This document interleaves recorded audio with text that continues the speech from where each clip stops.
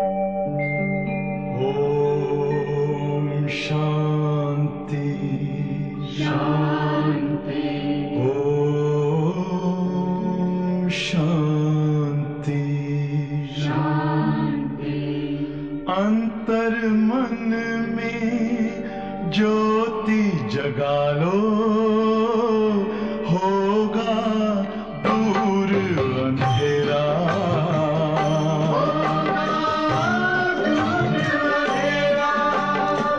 शिव का कर लो ध्यान, आ रहा पावन पुण्य सवेरा।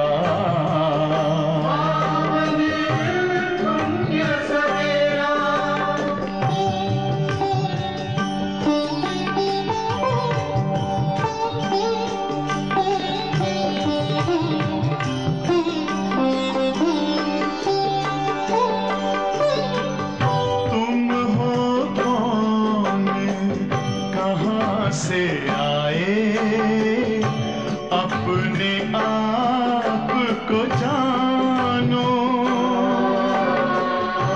राजयोग के द्वारा अपना परम पिता पहचानो। इसी राजपथ पर चलकर पालो अपना बसेरा।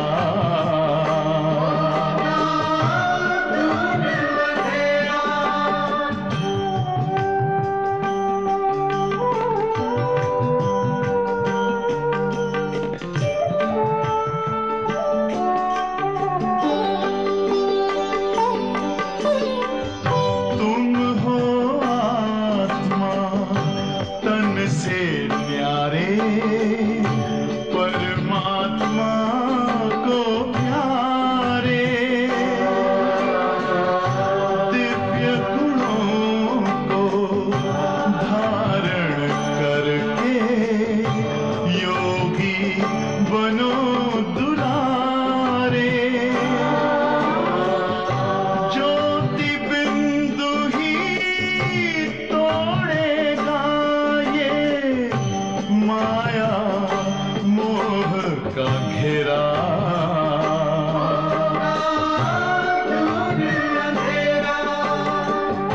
अंतर मन में ज्योति जगा लो, होगा दूर अंधेरा।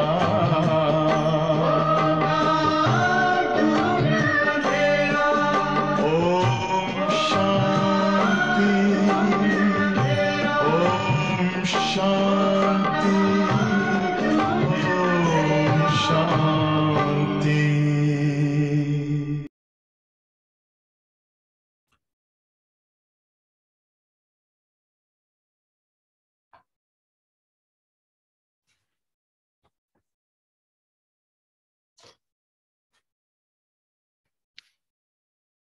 ओम शांति।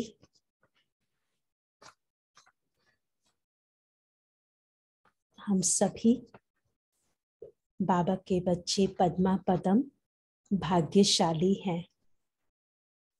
स्वयं भगवान इस समय आकर के हम बच्चों को अपना बनाते हैं, तो साथ साथ बाबा हम बच्चों को नई दुनिया का मालिक बनाते हैं। तो पद्मा पदम पति बाबा हम बच्चों को बनाते हैं। तो हम बाबा के बच्चे, बाबा का हर बच्चा पद्मा पदम पति, ऐसे हम बाबा के बच्चे। तो बाबा विशेष हमें कहते कि कोई बात की हमें परवाह नहीं करनी है। और साथ साथ बाबा कहते हैं कि हमें तो देवता बनना है। देवता बनना है तो दैवी गुणों की धारणा भी करनी है। और मुख्य बात जिसमें बाबा कह रहे हैं, ये पवित्रता की धारणा, ये मुख्य है। तो बाबा कहते हैं, आज बाबा की जो मुरली चली है 29 की मुरली है, 29, 12, 21। बाबा ने कहा, मीठे बच्चे, तुम आधा कल्प के लिए सुखधाम में हॉलिडे मनाएंगे, क्योंकि वहां दुख का नाम निशान नहीं है। बाबा कितना ध्यान रखते हैं हम सब बच्चों का। बाबा कहते आधा कल्प के लिए सुख धाम में हॉलिडे मनाएंगे, क्योंकि वहां दुख का नाम निशान भी नहीं है। बाबा ने आज प्रश्न पूछा, ब्राह्मण बच्चों को बाबा ऐसी कौन सी युक्ति बताते हैं जिस युक्ति से वे अपना जीवन सफल बना सकते हैं?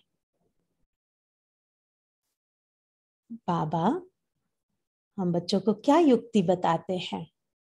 तो बाबा आज उत्तर में बताते, बाबा कहते, मीठे बच्चे, अपना जीवन सफल करना है तो अपना तन मन धन सब ईश्वरीय सेवा में लगाओ। बाबा ने कहा जीवन सफल करना है, तन मन धन सब ईश्वरीय सेवा में लगाओ।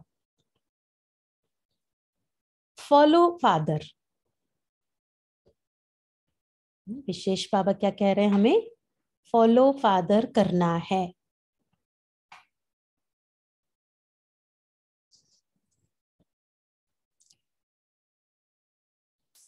फिर देखना इसकी एवज में तुमको क्या मिलता है।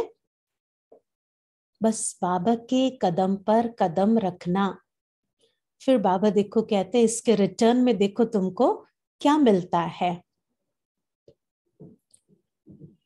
आत्मा गोल्डन बन जाएगी, तन भी बहुत सुंदर मिलेगा। देखो रिटर्न में बाबा से मुझे क्या मिलता, क्योंकि हम फॉलो फादर करते हैं ना, तो आत्मा गोल्डन बन जाएगी, तन भी बहुत सुंदर मिलेगा, धन तो अत्ताह मिल जाएगा। अकीचार धन होता है ना, बाबा कई बार ये मुरली में सुनाते हैं, सतयुग में अकीचार धन होता है, अनगिनत, इतना अबंडेंट होता है। आज का गीत है, आखिर वह दिन आया आज। ओम शांति। जब बाबा ओम शांति कहते हैं तो दादा भी ओम शांति कहते हैं, बच्चे भी अंदर में कहते हैं ओम शांति। बाबा भी कहते, दादा भी कहते, और साथ साथ हम बच्चे भी कहते हैं ओम शांति। कह करके, अर्थात ये शब्द हमारे मुख से जब निकलता है ओम शांति, तो इसके वास्तविक अर्थ में हम बच्चे स्थित हो जाएं। आत्मा जो शांत स्वरूप है वो अपने स्वधर्म में स्थित हो जाए। जो मन बुद्धि कार्य के वश भी दौड़ता रहता है, कई बार बिजी शेड्यूल होता है, लेकिन जब ओम शांति मुख से निकला तो बस इसी अवस्था में हमें स्थित हो जाना है। तो बाबा कहते, जब कोई भाषण करते हैं तो ओम शांति कहते हैं। हम बाबा के ब्राह्मण बच्चे, ये बहुत नेचुरल है हम सबके लिए कि ओम शांति मुख से निकलता। वहां सब बैठे हुए भी कहते हैं ओम शांति। रिस्पॉन्ड जरूर देना होता है। अभी तुम बच्चे समझते हो आत्माओं और परमात्मा का अभी मिलन हो रहा है। गाया भी हुआ है, आत्मा परमात्मा अलग रहे बहुकाल। जिससे बहुकाल अलग रहते हैं उनसे ही सन्मुख मिलते हैं। हम तो कितने वर्षों के बाद ना, 5000 वर्ष के बाद इस समय हम बाबा से मिलते हैं। वह आते हैं अपना पाठ बजाने। भक्ति मार्ग में जिसको इतना ढूंढते रहते हैं, आखिर वह दिन भी आता है जबकि बाबा से मिलना होता है। भक्ति में भगवान को ढूंढ रहे हैं, और आखिर वो दिन आ गया जबकि बाबा से मिलना होता है। सिर्फ एक भारत ही अविनाशी खंड है और बाकी सब है विनाशी खंड। नई दुनिया में तो सिर्फ भारत ही होता है। भारत का कभी भी विनाश नहीं होता। यह तो है ही। अभी तो कितने खंड हैं। भारत में जब देवी देवताओं का राज्य था तो वहां कोई खंड नहीं था। सिर्फ भारतवासी ही थे और कोई मनुष्य नहीं थे। भारत में सिर्फ सूर्यवंशी देवी देवताओं का राज्य था। अभी इन्हों के सिर्फ चित्र रह गए हैं। यादगार तो रहना चाहिए ना। पहले कितना छोटा झाड़ होता है, उसको कहा जाता है राम राज्य, ईश्वरीय राज्य। ईश्वर की स्थापना है ना। अभी तो है आसुरी स्थापना और सतयुग की है दैवी स्थापना। ईश्वर की स्थापना आधा कल्प चलती है, फिर आसुरी स्थापना होती है जिसको रावण राज्य कहा जाता है। वो है निर्विकारी दुनिया और यह है विकारी दुनिया। दुनिया में कोई जानते नहीं कि दुनिया का चक्र कैसे फिरता है। देवी देवता फिर कहाँ गए? पावन सो फिर पतित कैसे बने? सीढ़ी उतरना होता है ना। कलाएं कम होती जाती हैं। जैसे चंद्रमा को ग्रहण लगता है तो कहा जाता है दे दान तो छूटे ग्रहण। अभी बाबा कहते हैं 5 विकारों को छोड़ो। इस समय जो आत्माओं को ग्रहण लगा हुआ है तो वो बाबा कहते उससे छूटना चाहते हो तो जो अंदर में ये 5 विकार हैं उसका दान देना है। इन विकारों की वजह से वो ग्रहण लगा हुआ है, वो ऑब्स्टिकल्स, वो समस्याएं, वो प्रॉब्लम्स हमारे जीवन में आती रहती हैं। तो कोई ना कोई ऐसी वीकनेस है, कोई ना कोई ऐसी कमजोरी, ऐसा कोई कड़ा संस्कार है। तो बाबा कहते उसका क्या करना है? हमें दान देना है। जो मिसाल दिया, चंद्रमा को ग्रहण लगता है तो कहा जाता दान करो तो वो ग्रहण छूटेगा। तो ऐसे ही हमारी ऐसी कौन सी कमी है, कौन सी कमजोरी है, कौन सी वो वीकनेस है जिसकी वजह से प्रॉब्लम्स आ रही हैं, जिसकी वजह से बार बार समस्याएं आती हैं, वो कौन सा विकार है? तो उसको मुझे बाबा को देना है, तभी वो ग्रहण से छूट सकते हैं। जब तुम रावण की जेल से छूटेंगे तो राम राज्य स्थापन हो जाएगा। वहां ये 5 विकार होते नहीं। यह भी किसी को पता नहीं। मनुष्य समझते हैं ये सदा से ही चले आते हैं। दुनिया में मनुष्यों की है अनेक मत, तुम्हारी है एक मत। इसको कहा जाता है अद्वैत मत। एक शिव बाबा की मत मिलती, उस पर हम सभी ब्राह्मण बच्चे चलते हैं, तो वो एक मत है जिसको अद्वैत मत कहा जाता। यहां तो फिर है आसुरी मत। इस समय दुनिया में मनुष्यों के लिए क्या कहेंगे? आसुरी मत पर चलते। तुम जानते हो हम भारतवासी राम राज्य में थे, पूज्य सो पुजारी बने हैं। तुम बच्चों की बुद्धि में यह नॉलेज अभी बैठी है। हम ही पूज्य थे, फिर पुनर्जन्म लेते लेते पुजारी बने हैं। वह समझते हैं परमात्मा ही पूज्य पुजारी बनते हैं, उनकी ही सारी लीला है। सभी परमात्मा ही परमात्मा है। यह सबसे बड़ी भूल है।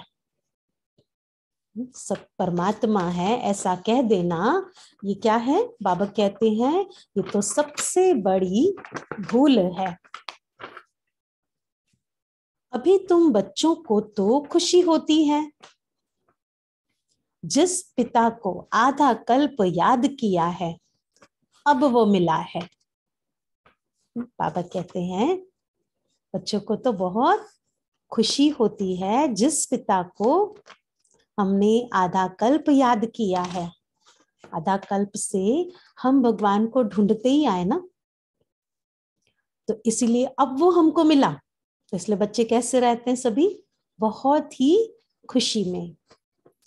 कहते हैं दुख में सिमरण सब करे, सुख में करे न कोई। वही आत्माएं फिर दुख में आती हैं तो बाबा को याद करती हैं। सुख में है तो याद नहीं किया, फिर सुख से वो आत्माएं, बाबा कहते जब दुख में आती, माना हम सब आत्माएं, तो क्या होता, फिर बाबा को याद करते हैं। सतयुग में कोई भी बाबा को बुलाएंगे नहीं, तो अभी आत्माओं का परमात्मा से, परमात्मा का हम आत्माओं से मेला होता है। कितना सुंदर मेला हम मना रहे हैं ना शिव बाबा के साथ, आत्मा परमात्मा का इतना सुंदर मेला। बाबा ही ज्ञान का सागर है, इसमें पानी के सागर की तो बात ही नहीं। संगम पर देखो कुंभ का कितना बड़ा मेला लगता है। अभी सच्चा सच्चा मेला तुम्हारा लगा हुआ है। सब तो इकट्ठे मिल नहीं सकते। वो दुनिया में तो मेले करते, मेलों में जाते हैं, लेकिन बाबा कहते हैं हम बच्चों का ये सच्चा मेला लगा हुआ है, क्योंकि इस मेले में हम आत्माएं जब इस साकार शरीर में बैठे हैं, तो शिव बाबा जो निराकार है वो भी साकार माध्यम से उस तन में प्रवेश करके हम बच्चों से मिलन आकर के मनाते हैं। तो इससे सुंदर मेला और कोई संसार में हो ही नहीं सकता। तो अभी सच्चा सच्चा मेला तुम्हारा लगा हुआ है।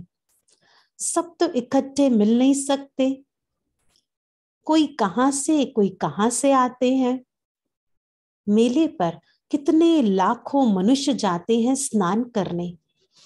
जन जन्मांतर ये स्नान करते आए हैं। कहते हैं ये मेला लगता ही रहता है। छोटा और बड़ा कुंभ भी कहते हैं। अब बाप तो एक ही बार आते हैं पतितों को पावन बनाने। गंगा पतित पावनी है तो क्या वो ज्ञान सुनाएगी। बाबा देखो बच्चों से प्रश्न पूछते हैं। यहां तो पतित पावन बाबा बैठ सृष्टि के आदि मध्य अंत का ज्ञान सुनाते हैं। बच्चे जानते हैं अभी दुनिया की हालत क्या है। हम सब प्रैक्टिकल में देख रहे हैं कि अभी ये दुनिया की हालत क्या है। विनाश तो बच्चों ने देखा है, क्योंकि बाबा ने साक्षात्कार तो कराए ना, तो इसलिए बाबा कहते हैं बच्चे जानते अब दुनिया की हालत क्या हो गई है। अर्जुन तो यह ब्रह्मा ठहरा ना, यह तो मनुष्य का रथ। यह बताते हैं हमने विनाश भी देखा, अपनी राजधानी भी देखी, तब छोड़ा। कि बाबा को क्लियर साक्षात्कार हुए। इस पुरानी दुनिया कैसे खत्म होगी कलयुग, वो भी देखा। तो बाबा को तो वो देख करके एकदम वैराग्य आ गया। वो जो सीन शिव बाबा ने दिखाई कलयुग के अंत की, तो शिव बाबा ने जो दिखाया तो ब्रह्मा बाबा को तो एकदम वैराग्य आ गया। और फिर वो साक्षात्कार पूरा होने के बाद जब बाबा को फिर साक्षात्कार हुआ सतयुग का, आने वाली दुनिया का, स्वर्णिम युग का, इतनी सुंदर दुनिया बाबा ने साक्षात देखी। क्लियर विजन और क्लियर आवाज, वो थॉट आ रहा है, क्लियर आवाज सुनाई दे रही है कि तुमको ऐसी दुनिया बनानी है। तो बाबा ने, शिव बाबा ने ब्रह्मा बाबा को सब अनुभव कराया साक्षात्कार करा के। तो बाबा कहते हैं देखो सब देखा ना, फिर छोड़ा। घर आदि सब कुछ फट से छोड़ दिया। विनाश तो होना ही है, यह कोई नई बात नहीं है। देखो, बाबा ने छोड़ा अर्थात क्या, वास्तव में वो सभी घर के भांति भी बाबा के साथ परिवार वाले वो सब लौकिक से अलौकिक हो गए। वो लौकिकता को छोड़ा और सब परिवार सहित बाबा वास्तव में अलौकिक जीवन जीना शुरू हो जाते हैं, क्योंकि सब घर वाले बाबा के साथ ही रहे, लेकिन अलौकिक जीवन जीते हुए। तो बाबा कहते, यह है ईश्वरीय दरबार।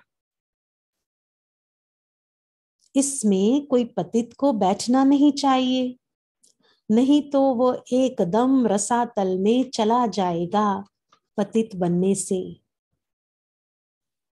बाबा का ये हुक्म है।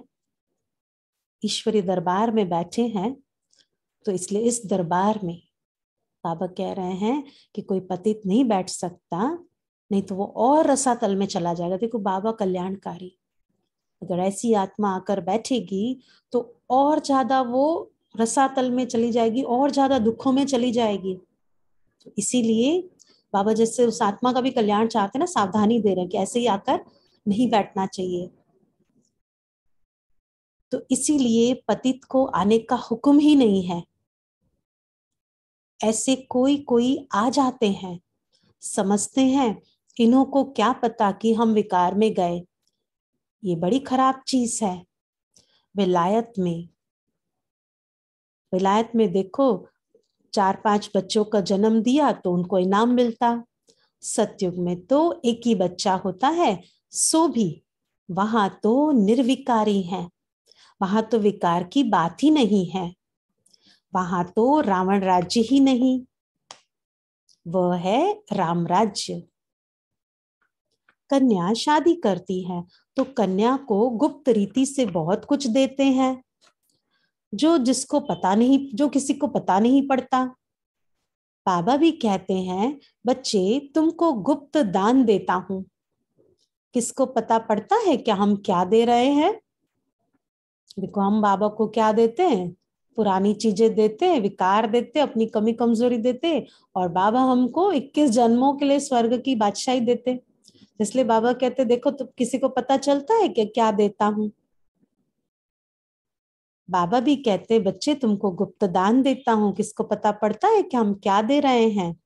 यह है गुप्त, कोई समझ नहीं सकते कि यह बीके विश्व के मालिक बनेंगे। यह तुम अभी समझते हो। हम विश्व के मालिक थे, फिर 84 जन्म लेते हैं। हम कल्प कल्प बाबा से वर्षा लेते हैं। कहते हैं, बाबा हम कल्प कल्प आपसे मिलते हैं। कल्प पहले भी मिले थे। बाबा को कहते हैं, बाबा हम तो आपसे वर्षा लेंगे ही, कल्प कल्प लेते हैं, और कल्प पहले भी हम ऐसे ही मिले थे। बाबा को ही राम कहते हैं। राम त्रेता वाला नहीं, उनको तो सिर्फ उनका बच्चा ही बाबा कहेगा। यह तो है बेहद का पिता। अब बाबा तुम बच्चों को कहते हैं, तुम बच्चों को दैवी गुण धारण कर ऐसा बनना है। बाबा कहते, तुम बच्चों को दैवी गुण धारण कर ऐसा बनना है। इन देवी देवताओं की कितनी महिमा करते हैं, परंतु समझते तो कुछ भी नहीं। कहते हैं अच्युतम केशवम। अब कहाँ राम, कहाँ नारायण, सबको मिला देते। भक्ति मार्ग में क्या करते, सबको मिला दिया है, अर्थ कुछ भी नहीं निकलता। अभी तुमको नटशेल में सब कुछ समझाया जाता है। द्वापर से लेकर यह भक्ति मार्ग शुरू होता है। 84 का चक्र लगाकर नीचे उतरना ही है। 84 जन्म गाए जाते हैं। बाबा ने पूछा, यहां तुम बैठे हो तो क्या सब 84 जन्म लेंगे, या कोई 82 भी लेंगे? बाबा बच्चों से प्रश्न पूछते हैं, जो सामने बच्चे बैठे ना मुरली सुनते हैं। तो बाबा उन बच्चों को पूछते हैं, तो बताओ सब 84 जन्म लेंगे? क्या कोई 80, 82 भी लेंगे? क्या सब पास होंगे? बाबा पूछते हैं, क्या भागंती हो जाने वालों के जन्म कम जास्ती नहीं होंगे? देखो, विचार करना है। बाबा जो मुझे प्रश्न कर रहे हैं, उस प्रश्न का उत्तर हमें देते जाना है। अवस्था अनुसार ही हरेक का पाठ होगा ना। जैसी जिसकी अवस्था, उसका पाठ भी वैसा ही होगा। बहुत हैं जो आश्चर्यवत भागंती हो जाएंगे। आश्चर्य लगेगा, ये इतने अच्छे बच्चे थे, ये इतने पक्के बीके, और ये ज्ञान में से चले गए, भाग गए, तो आश्चर्य होगा। तो फिर सतयुग में वो कैसे आएंगे? वह तो प्रजा में भी बहुत देरी से आएंगे, क्योंकि ग्लानि करते हैं। इतने सब थोड़े ही सूर्यवंशी में आ सकते हैं।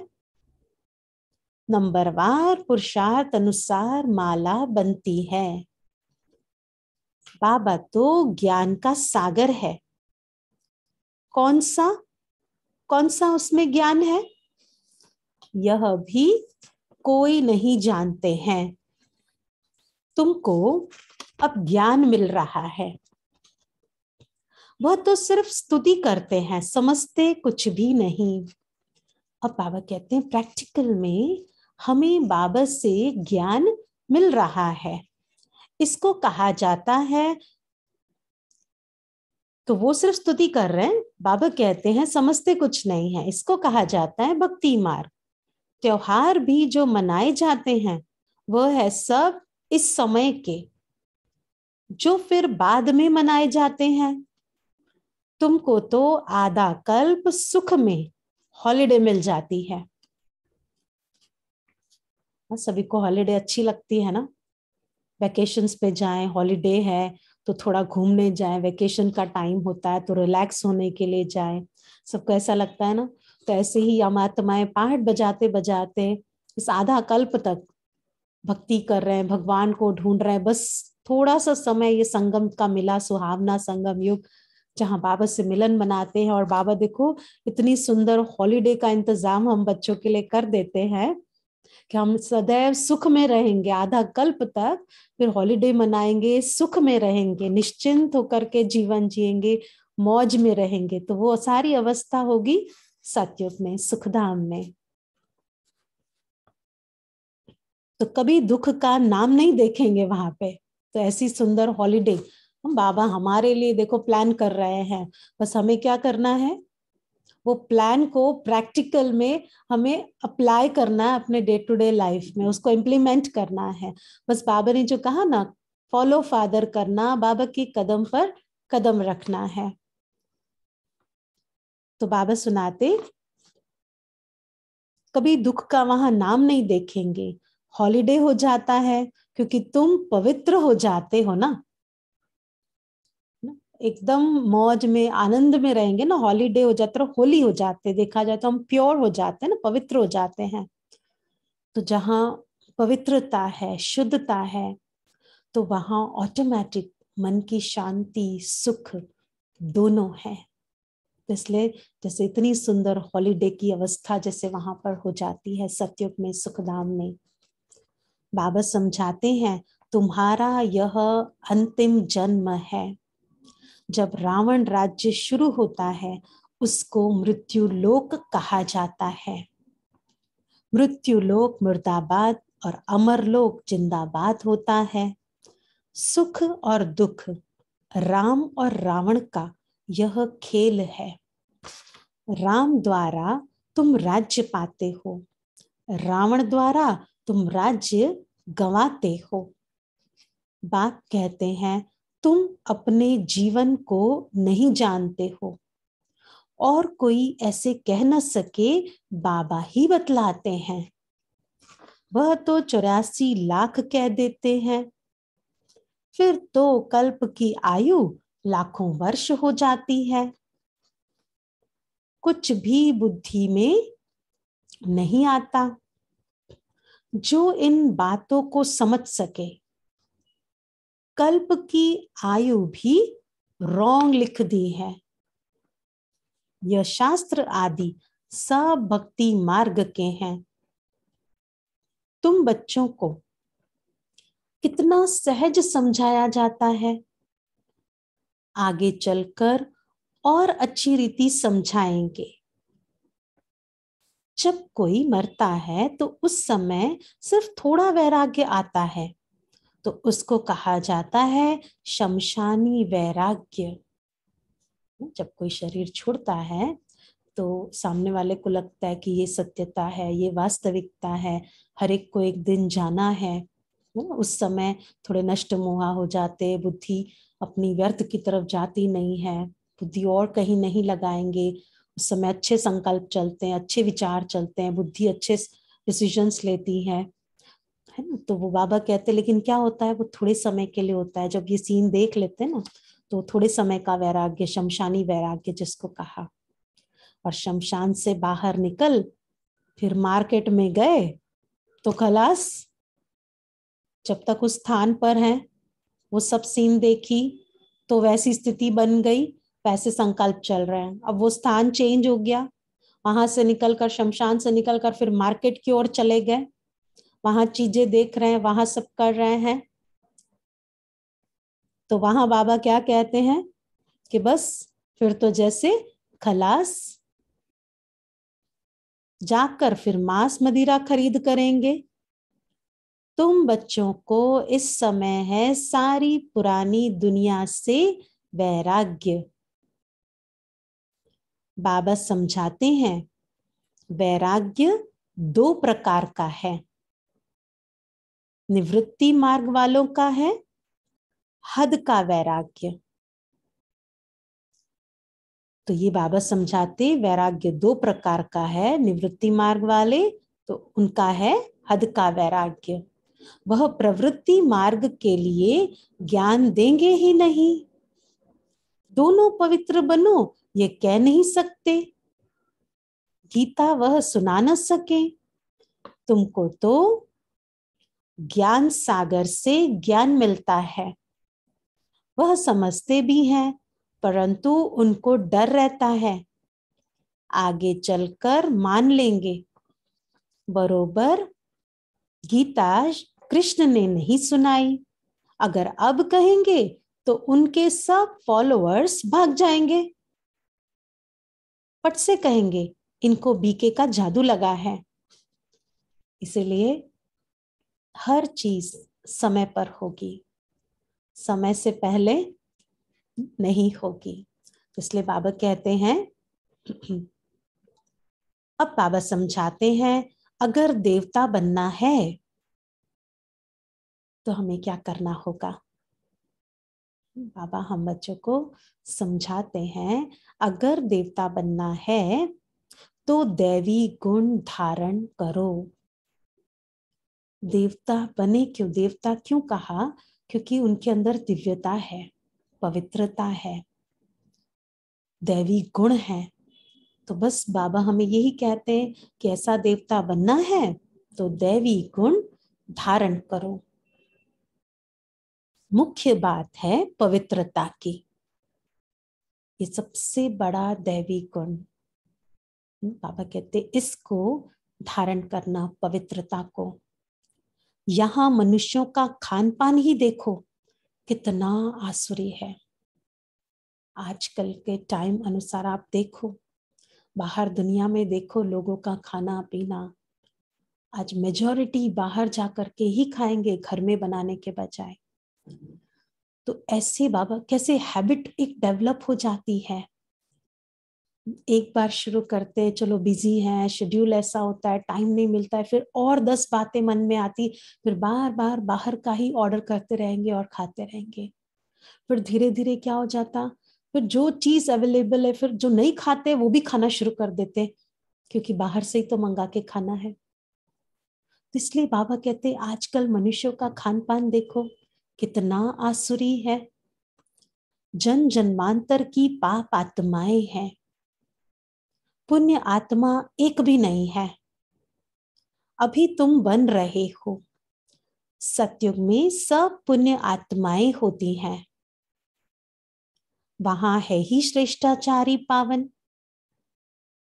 सतयुग में बाबा कहते सब कैसे होते हैं? पुण्य आत्माएं, और वहां सब श्रेष्ठाचारी और पावन है, और यहां है भ्रष्टाचारी, पतित। सतयुग में 5 विकार होते ही नहीं। राम राज्य रावण राज्य में कितना फर्क पड़ जाता है। इनको तो रावण राज्य कहेंगे ना। पतित पावन एक ही गॉड फादर है। तुम जानते हो वो हमारा बेहद का पिता है। शिव बाबा हम सब आत्माओं का वो बेहद का पिता, सर्व आत्माओं का वो पिता है। बेहद के बाबा रचयिता को रचना याद करती है। बाबा ने समझाया है सतयुग में है एक बाबा, फिर होते हैं 2 पिता। सतयुग में एक पिता होता, तो बाबा कहते फिर उसके बाद 2 पिता होते हैं, लौकिक और पारलौकिक। और तुमको है 3 पिता, क्योंकि अभी संगम पर आ गए ना।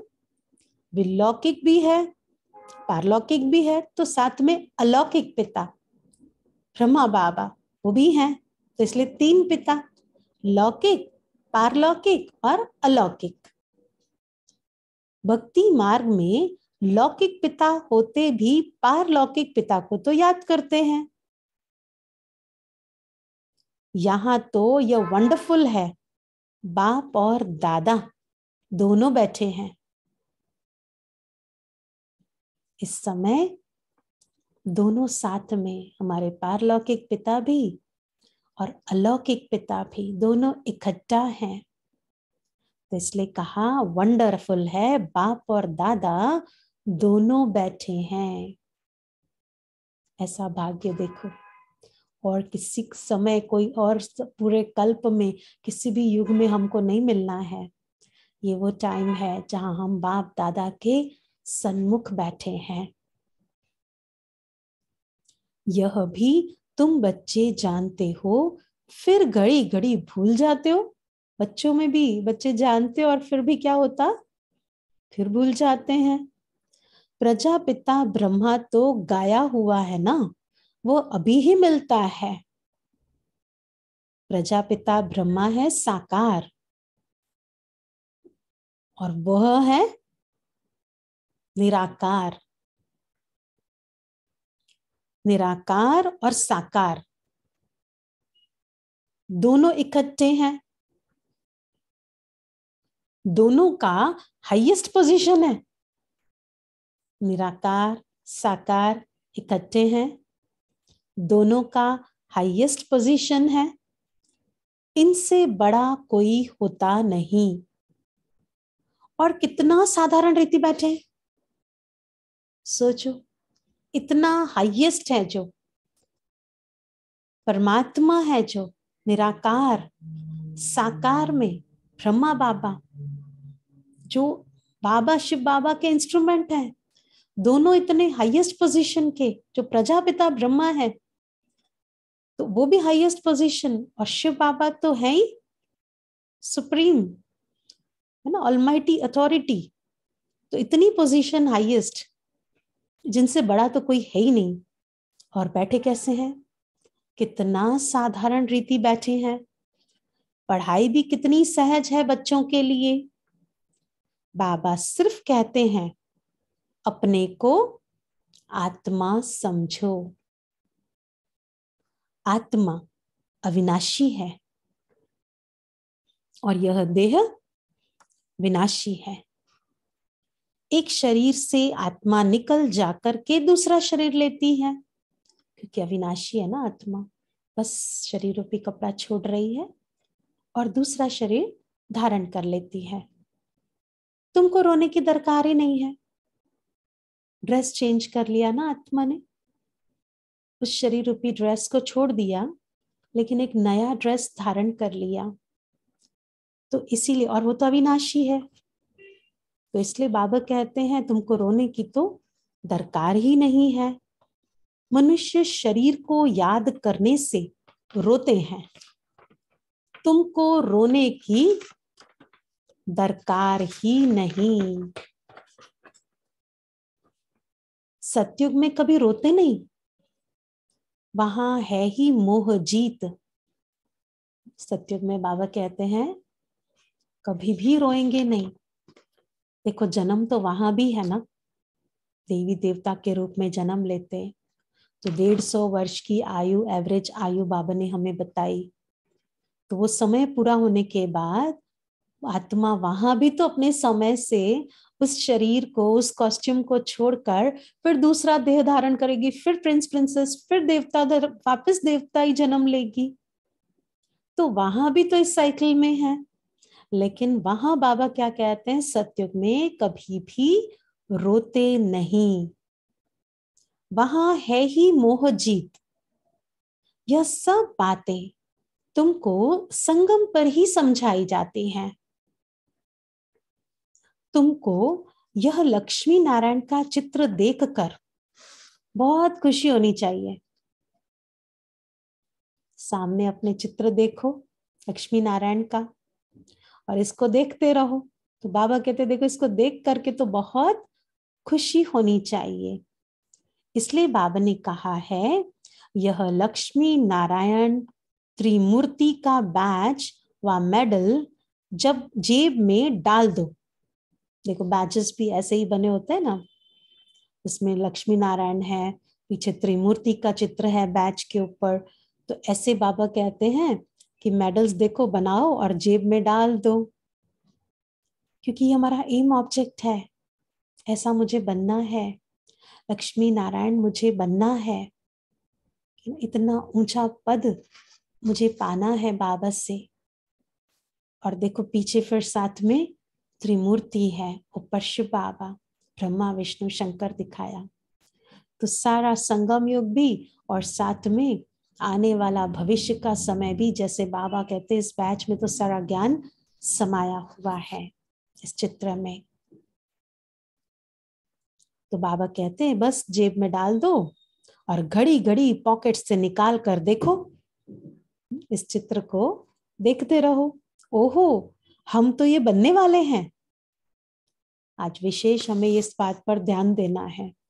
लक्ष्मी नारायण का चित्र है ना, उसको सामने देखना है, बहुत खुशी में आना है और अंदर ही अंदर संकल्प करने की वाह बाबा तो मुझे ऐसा बना रहे हैं, ओहो हम तो ये बनने वाले हैं। बहुत खुशी होगी।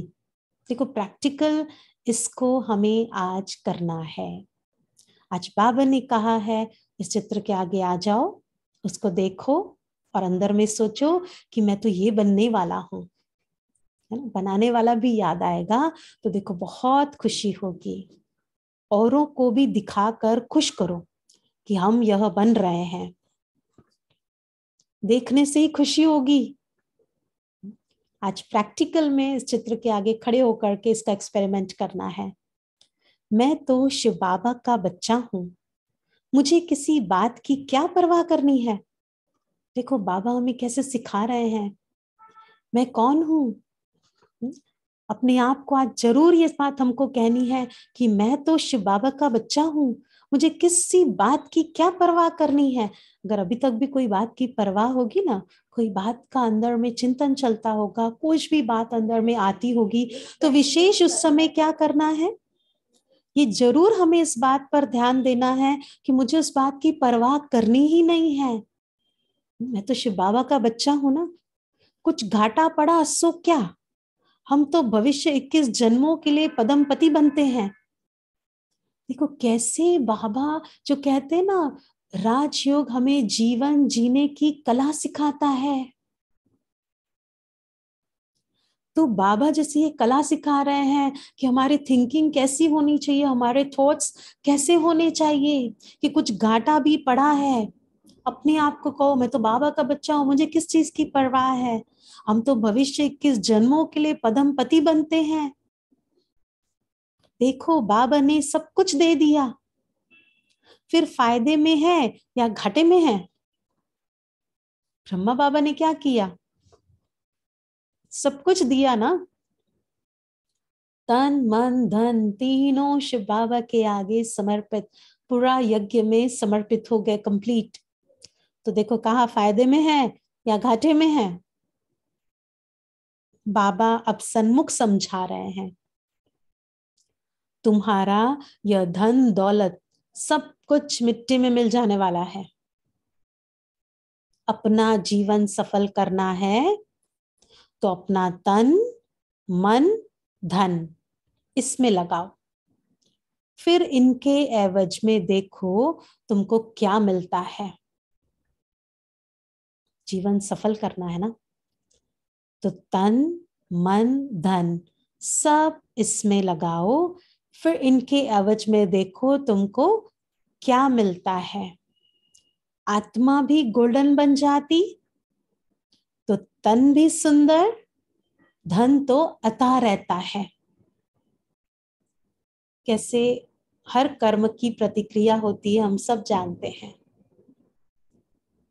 तो बाबा ने कहा जीवन सफल करने के लिए तन मन धन इसमें लगाओ। वो चीज को जब बाबा के कार्य में सेवा में यूज कर रहे हैं तो फिर उसी चीज का, उसी का प्रतिक्रिया, उसका ही रिटर्न क्या मिलता। आत्मा कैसी बन जाती, एकदम गोल्डन बन जाती है। तो तन भी सुंदर, देवताओं का तन क्या कहते, कंचन काया, तन भी सुंदर, और धन अथाह धन रहता है। इतना धन रहता है जो आज दिन तक भी हम देखें, इस कलयुग के अंत तक भी देवी देवताओं के यादगार में इतने सुंदर सुंदर मंदिर बनाए जाते हैं, इतने गोल्ड उसमें होता है। मूर्ति को देखो सिर से पैर तक सोने से सजा सजाया दिखाते, इतना चढ़ावा चढ़ाते हैं। तो इसलिए बाबा कहते हैं वहां प्रैक्टिकल में आप सोचो, जब देवी देवता होंगे तो कितना धन होगा, अथाह धन रहता है।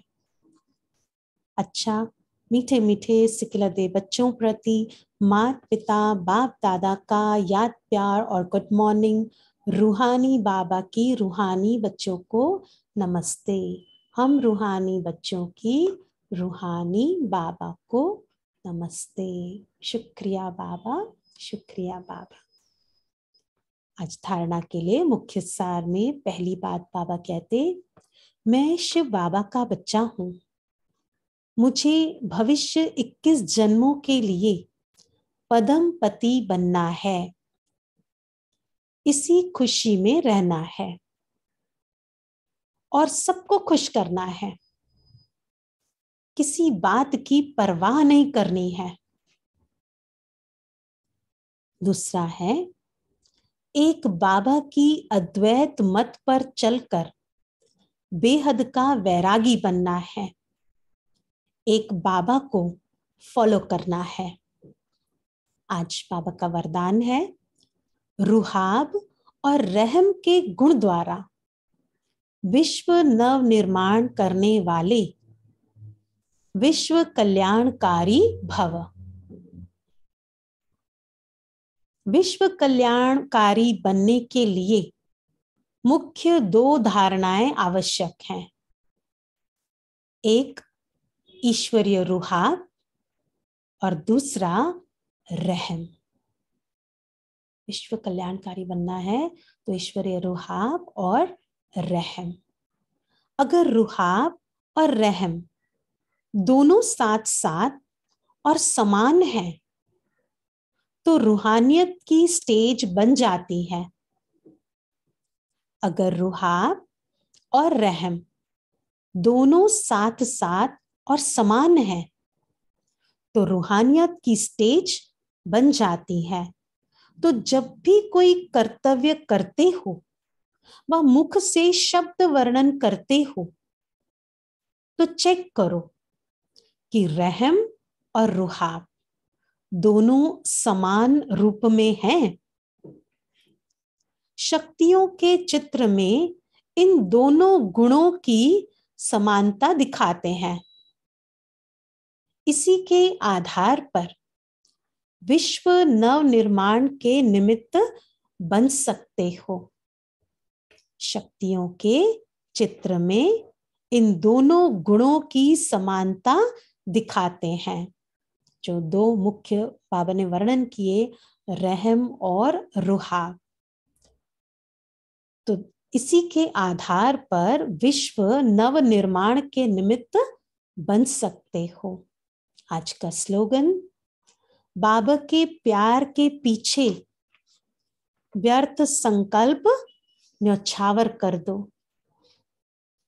कितनी सुंदर बात बाबा कहते हैं आज के स्लोगन में, बाबा के प्यार के पीछे व्यर्थ संकल्प न्यौछावर कर दो, यही सच्ची कुर्बानी है। व्यर्थ संकल्प को बाबा के आगे न्यौछावर कर दो, दे दो, बस यही सच्ची कुर्बानी है। देखो उसमें भी हमारा ही भला छिपा हुआ है। तो बाबा कहते हैं ये सबसे बड़ी सच्ची कुर्बानी हो जाएगी। तो विशेष हमें दो जो गुण बाबा ने आज वरदान में हमें कहे, रहम और रुहा, इन दोनों गुणों को धारण करना है। इसकी समानता जो बाबा ने कही आज होनी चाहिए, तभी हम विश्व का कल्याण कर सकते हैं। और आज विशेष जो बाबा ने कहा, खुश रहना है, सभी को खुशी देनी है और निश्चिंत होना है। मैं तो बाबा का बच्चा हूं, कोई बात की परवाह नहीं करना है मुझे, और चित्र के आगे बैठना है, देखना है उस चित्र को, और अंदर ही अंदर देखेंगे और अंदर अंदर चिंतन जब करेंगे ना कि मैं तो ऐसा बनने वाला हूं, तो बाबा कहते हैं अंदर में बहुत खुशी रहेगी, इतने अंदर में खुशी रहेगी। तो जब हम खुश रहेंगे ना, तभी हम दूसरों को भी खुशी दे सकते हैं। तो इसीलिए आज हमें पूरा दिन खुश रहना है, दूसरों को भी खुशी देनी है, बांटनी है। मैं तो बाबा का बच्चा हूं, इसलिए कोई परवाह हमें नहीं करनी है, कोई भी प्रकार के व्यर्थ संकल्प नहीं। तो अगर हैं तो आज उसको क्या करेंगे, हम बाबा के आगे उसको न्यौछावर कर देंगे, तो बाबा को उसको दे देंगे। और देखो अपनी जीवन को भी हमें आज बाबा ने सफल करने के लिए कहा है, बस मेरा तन मन धन इस ईश्वरीय कार्य में लगाना है, एक अच्छे कार्य में लगाना है, इस ईश्वरीय सेवा में लगाना है। तो बाबा कहते देखो फिर कितना तन भी सुंदर मिल जाएगा, आत्मा ही गोल्डन बन जाएगी और धन तो फिर अतः मिल जाएगा। इतनी सुंदर प्राप्ति हमें बाबा से होती है। तो सभी अभी प्यार से बाबा की याद में बैठेंगे और आज पूरा दिन अपनी अवस्था को ऐसा रखेंगे, एकदम खुशी में रुहा और रहम दोनों स्थिति बना करके हमको रखना है। ओम शांति।